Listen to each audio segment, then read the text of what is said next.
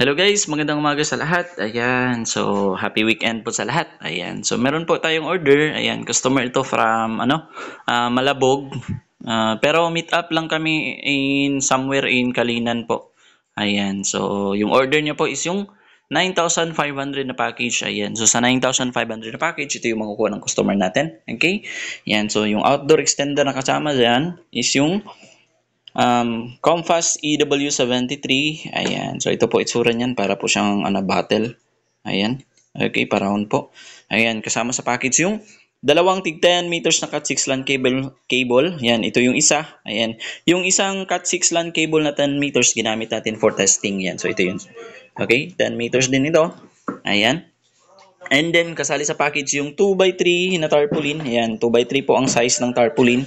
Ayan, so medyo malaki po para at least makita ng customer natin o possible customer na meron siyang piso wifi doon. Okay? Ayan, and then syempre yung ating Vendo na curve box. Ayan. Ayan, naka-anti-hook na and then naka-lead frame. Okay? Yung coin slot pala, tumatanggap yan ng bago at saka lumang coins. Ayan. So, kasali na yung 20 peso coin para hindi ka na, para if may customer ka na 20 peso coin, ayan, no need na palitan. Okay? Automatically, pwede na lang ihulog yung 20 peso coin. Ayan. Sige, try natin mag-connect dyan sa outdoor extender. Yung gusto pala ipangalan ng customer dyan, punta tayo sa isang phone. Ayan. Okay. Ito lang. Yung wifi. Teka lang. Nasaan ba yun? Okay, yung wifi. Punta lang ako sa settings. Okay. Ayan. So, yung gusto niya ipangalan dyan is yung Perote Piso Wifi. Ayan. So, yan. Click natin yung Perote Piso Wifi. Ayan. So, a few seconds. Ayan. So, syempre, magpa-pop up yan sa customer portal. Okay? Ayan. So, kung gusto tignan yung rates, yan, click natin yung vendor rates. Okay? Yan po yung default rates. Pwede po yan baguhin sa admin panel mismo ng Vendo. If ano yung gusto nyo rates, pwede nyo po yan baguhin. Okay? Base sa gusto nyo. Okay? Ayan. So, kapag maghulog na ng coins, ayan. Be sure po to click the insert coin button bago maghulog. Kasi kung example, ayan, if hindi nila i-click yung insert coin and then maghuhulog sila ng coin, so ito yung mangyayari dyan. Ayan. So, hindi yan tatanggapin ng coin slot. Okay? So, dapat po, ayan, click natin yung insert coin muna. Okay? Click ko na yung insert coin button. Ayan. Ayan. Kapag lumabas na yung timer, pwede na maghulog. Okay? Hulog ako ng 20 peso coin. Ayan. So, wait mo lang ang mag-register. And then, yung bagong 10 peso coin. Ayan. Okay, yung lumang 10 peso coin. Tapos yung lumang 5 peso coin.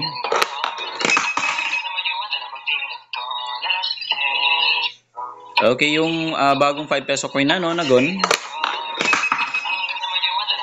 Okay, yung bagong 5 peso coin na, circle. Okay. Tapos yung dalawang bago at saka lumang 1 peso coin. Ayan. Okay. So, dapat 57 yan. Okay. So, ayan, 57, meaning tama yung pagbasa ng coin slot. Okay? Kapag wala na ihulog ng coins, click natin yung done. Ayan. Ayan. So, a few seconds. Ayan. So, may mga phone na ganito. Okay, automatically yan siya, mag-redirect yan sa status. Okay? Ayan, so makikita nyo, connected ka na. Blinking, meaning connected ka na yan. Okay, try natin mag-play ng video. Okay, punta tayo sa YouTube. Teka lang. Need ko pa ata i-sign in ito.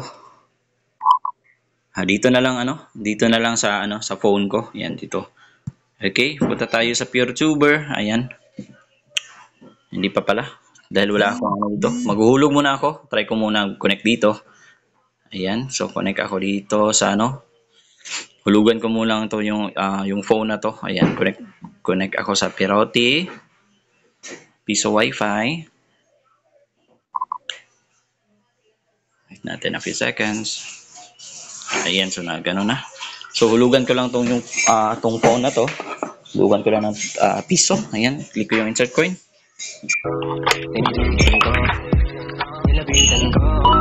Ayan, so try natin mag-play ng video dito. Okay, kung meron ba tayong internet connection. Okay? na connected tayo sa Perote Piso Wi-Fi. Makita nyo connected to sa Perote. Ayan. So, try natin mag-play ng video. Ayan. Punta tayo Pure Tuber. Ayan. So, try natin play yan. Ayan.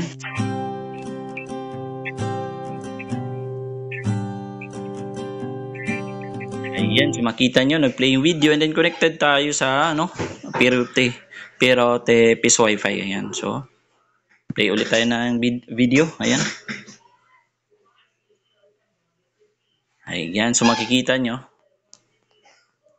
Hindi na kita Ayan. mahal.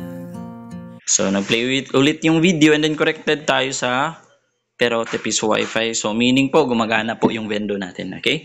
Ayan. So, again po, customer pala ito from Malabog.